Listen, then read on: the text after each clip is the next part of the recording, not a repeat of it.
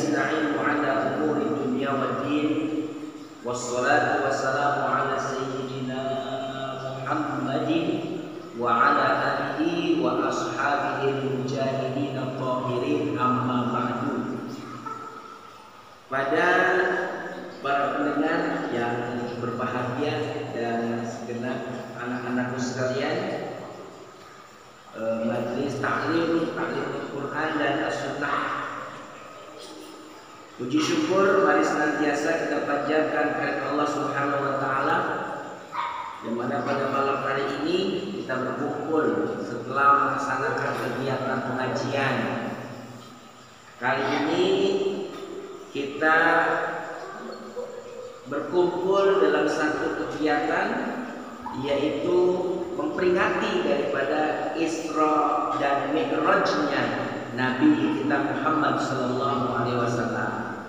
Mudah-mudahan berkumpul kita di sini bersama, mudah-mudahan kelak kita semua mendapatkan syafaat dari Nabi Muhammad sallallahu alaihi wasallam. Amin ya rabbal alamin. Berbicara tentang Isra dan Mi'raj, ini kami akan coba sampaikan latar belakang Nabi kita Muhammad sallallahu alaihi wasallam di Isra dan di Mi'rajkan, serta pengertian dari Isra dan Mi'raj yang kemudian ada oleh-oleh, ada buah tangan dari hasil Isra Mi'rajnya Nabi kita Muhammad sallallahu alaihi wasallam. Awal mula dilaksanakan Isra dan Mi'raj ini sebagai sarana menghibur Nabi. Allah Subhanahu wa Ta'ala menghibur Nabi kita Muhammad sallallahu alaihi wasallam karena pada saat itu Nabi Muhammad dalam keadaan berduka, dalam keadaan sedih. Maka tahun itu disebut dengan Amul Huzni, artinya tahun kesedihan. Kenapa dikatakan tahun kesedihan?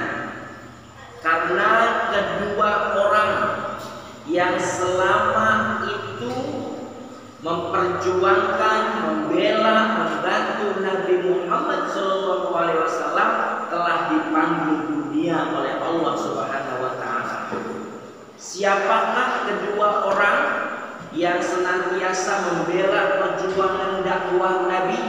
Orang yang senantiasa mensupport dan mendukung dakwahnya Nabi. Dua orang itu adalah, yang pertama adalah paman Nabi yang bernama Abu Thalib. Paman Nabi Muhammad SAW, Abu Thalib, yang dari usia 8 tahun Nabi Muhammad itu diasuh olehnya. Seorang paman yang sangat mencintai keponakannya, yaitu Nabi Muhammad, membela Nabi Muhammad. Sampai-sampai berapa kesempatan Nabi Muhammad mendapatkan tekanan-tekanan, tapi Abu Thalib selalu membela keponakannya, yaitu Nabi Muhammad. Pada usia 8 tahun Nabi Muhammad diasuh oleh pamannya Abu Thalib, sampai mengantarkan Nabi Muhammad pada usia 25 tahun.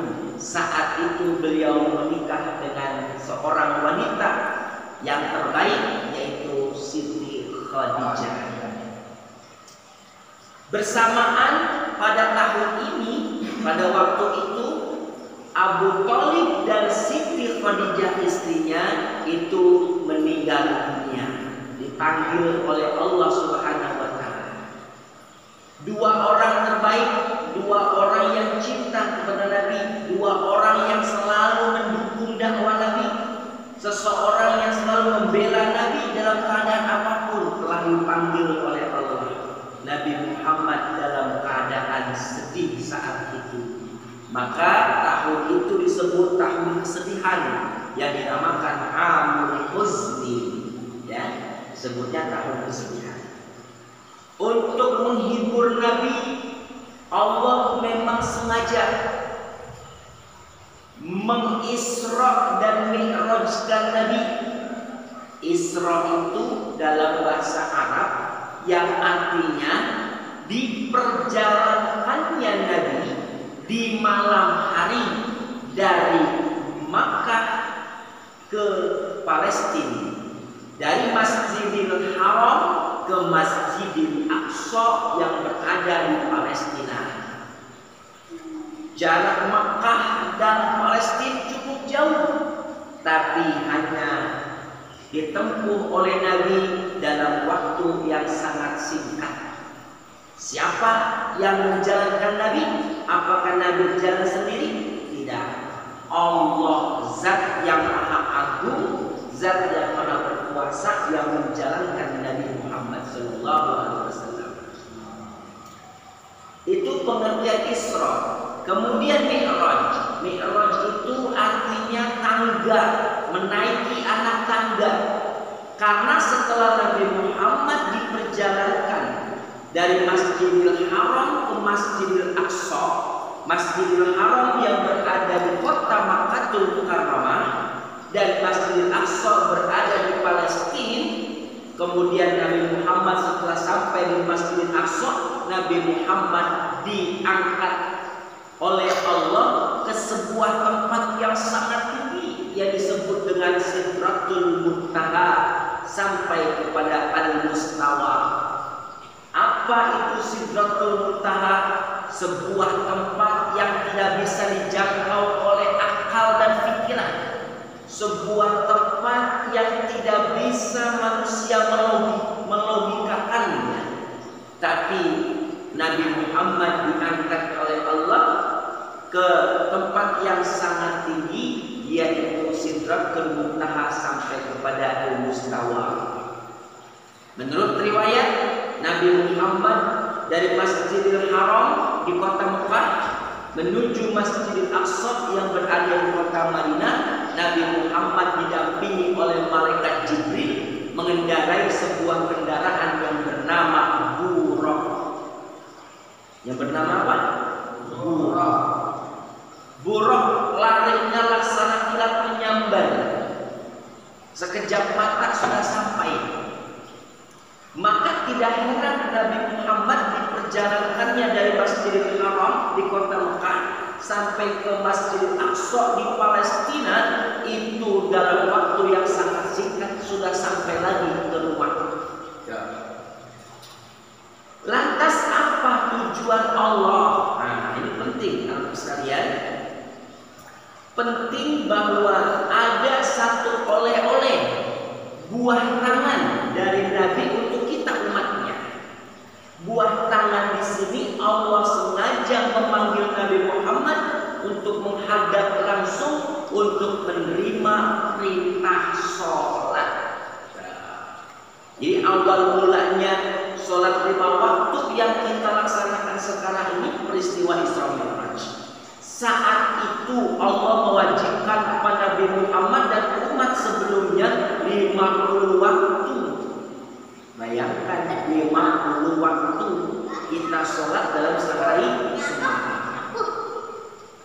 Ketika Nabi Muhammad mendapat perintah langsung dari Allah tentang sholat, Nabi Muhammad mendapat perintah disuruh kepada kita umatnya melaksanakan sholat sebanyak 50 kali dalam sehari semalam.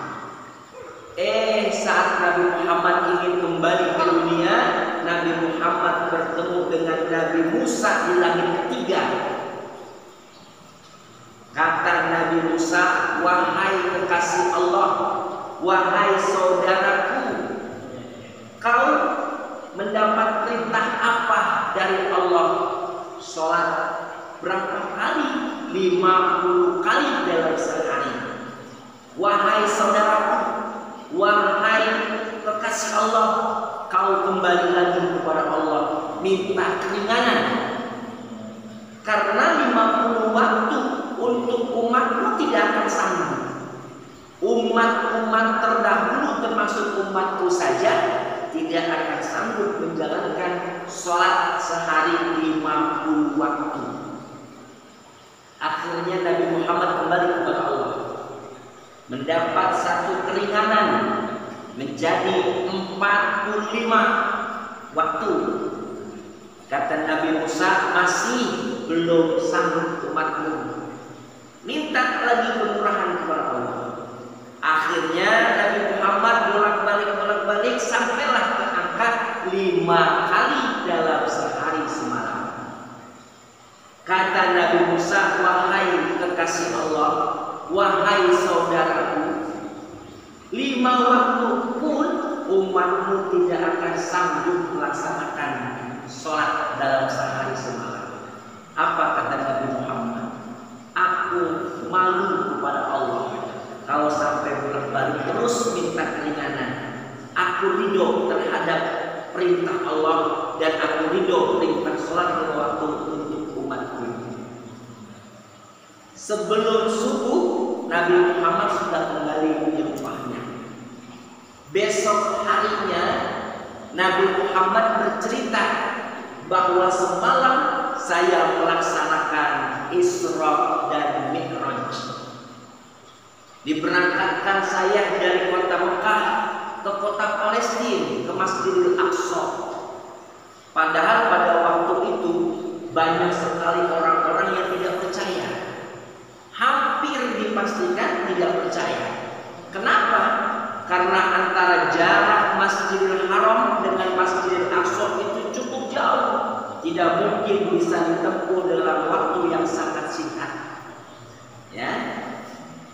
Tapi bagi Allah sangatlah mudah. Dalam surah Al-Isra ayat pertama Allah berfirman, Bismillahirrahmanirrahim. Subhanalladzi asra bi'abdihi lailan minal masjidil haram ilal masjidil aqsa alladzi barakna haulahu. Maha suci Allah yang telah menjalankan, jadi bahasa Al-Quran ini, yang telah menjalankan hambanya yaitu Muhammad pada malam hari dari Masjidil Haram ke Masjidil Aqsa. Jadi Allah yang telah menjalankan, bukannya jalan sendiri. Kalau jalan sendiri berkilo-kilo panjangnya, tidak mungkin bisa ditempuh waktu yang sangat singkat. Secara logika, barangkali ini logika sederhana yang kita jadikan sebagai pemahaman tentang peristiwa Isra Mi'raj, karena Nabi Muhammad itu diperjalankan oleh Allah, bukan berangkat sendiri. Logika ini sederhana. Contoh, saya jalan-jalan ke pasar. Ini contoh.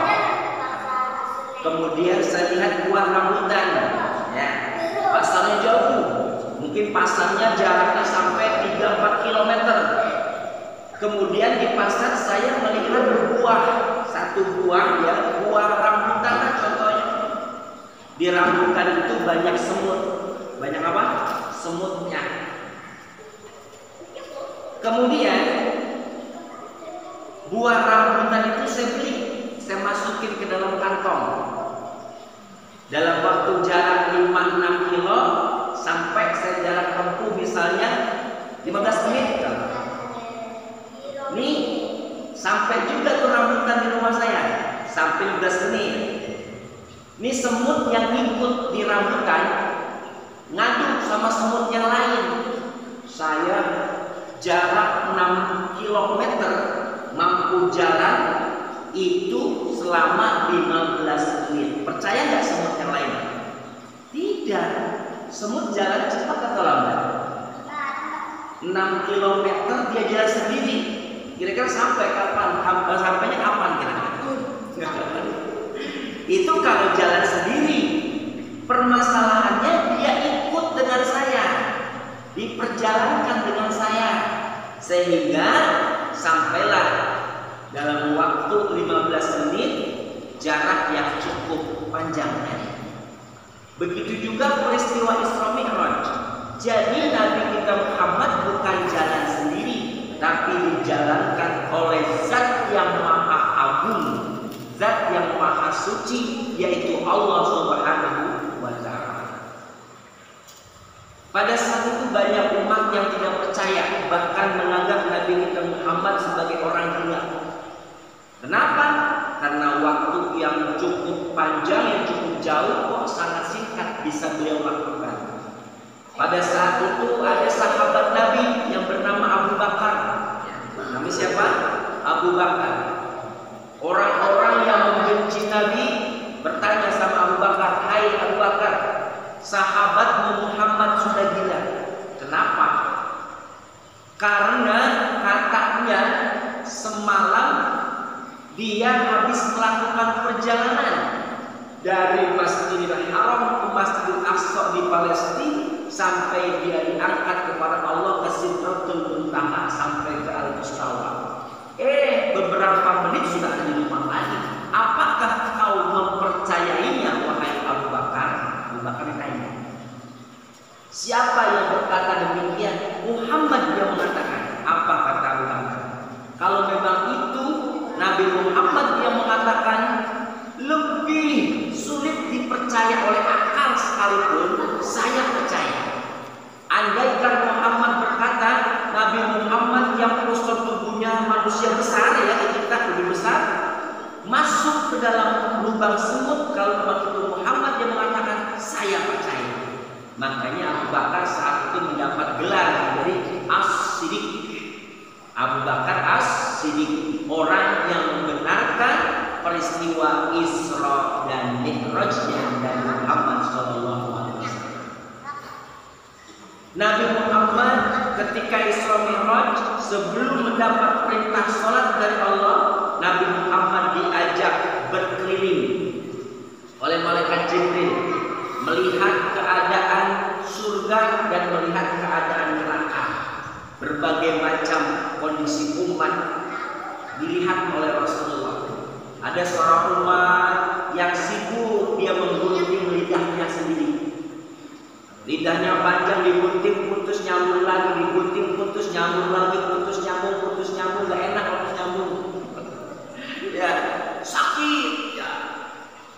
Kata Nabi Muhammad bertanya, wahai malaikat Jibril, apa yang dilakukan oleh manusia itu? Suka ngegosip, suka ngomong-ngomongin orang, suka memfitnah. Ya, orang yang suka memfitnah seperti itu, yang suka lidahnya tidak dipergunakan dengan baik. Ya. Belum lagi ada orang yang perutnya besar, dari kemaluannya keluar bau busuk, nanah dan darah. Kata Nabi Muhammad bertanya, wahai malaikat Jibril, apa yang dilakukan? Semasa di dunia dia minum minuman keras. Ya. Jadi lidahnya panjang sama kakak. Perutnya besar. Ya. Anak sekalian, tenangkan diri. Pesan dari peristiwa Isra Mi'raj, kado istimewa yang diberikan oleh Nabi Muhammad adalah perintah sholat.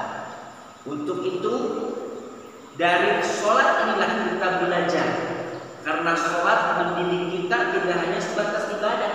Sholat itu fungsinya adalah agar kita mampu mencegah perbuatan keji dan munkar. Inna sholata tanha 'anil fahsya'i wal munkar. Sesungguhnya sholat itu untuk mencegah perbuatan keji kita dan munkar. Sholat kita mendidik kita agar menjadi seseorang yang disiplin waktu, mengajarkan kita agar kita menjadi seseorang yang rendah hati, tidak sombong. Ya. Maka dari itu buah atau oleh-oleh, buah tangan atau oleh-oleh dari Nabi kita Muhammad pada peristiwa Isra Mi'raj kita laksanakan. Ketika kita sholat, hakikatnya kita pun sedang berisra dan mi'raj. Karena ada satu hadis, as-sholat mi'rajul mu'minin. Sholat itu adalah mi'rajnya orang mukmin. Makanya sholat itu adalah menjadi hubungan baik antara hamba kita sebagai hamba kepada Allah sebagai sang pencipta. Kesimpulannya bahwa Isra Mi'raj adalah sebagai sarana penghibur Nabi, karena pada tahun itu dua orang terbaik yang yang begitu dicintai oleh Nabi meninggal dunia. Paman beliau Abu Thalib dengan istri beliau adalah Siti Khadijah. Yang kedua, Isra adalah perjalanan atau dijalankannya pada malam hari Nabi Muhammad dari Masjidil Haram ke Masjidil Aqsa yang di Palestina. Yang kemudian di Mi'raj, diangkat oleh Allah ke Sidratul Muntaha sampai kepada Al-Mustawa. Di sanalah Nabi Muhammad mendapat perintah sholat untuk kita semua sebagai umatnya. Melalui kajian ini, mari saya pribadi berpesan, sholat kita harus melaksanakan sholat 5 waktu sebagai bukti bahwa kita sebagai hamba Allah yang bersyukur atas karunia yang Allah berikan kepada kita semua. Demikian barangkali singkat kajian pada kesempatan kali ini, mudah-mudahan bermanfaatnya. Demikian, bila taufiq wal hidayah. Wassalamualaikum warahmatullahi wabarakatuh.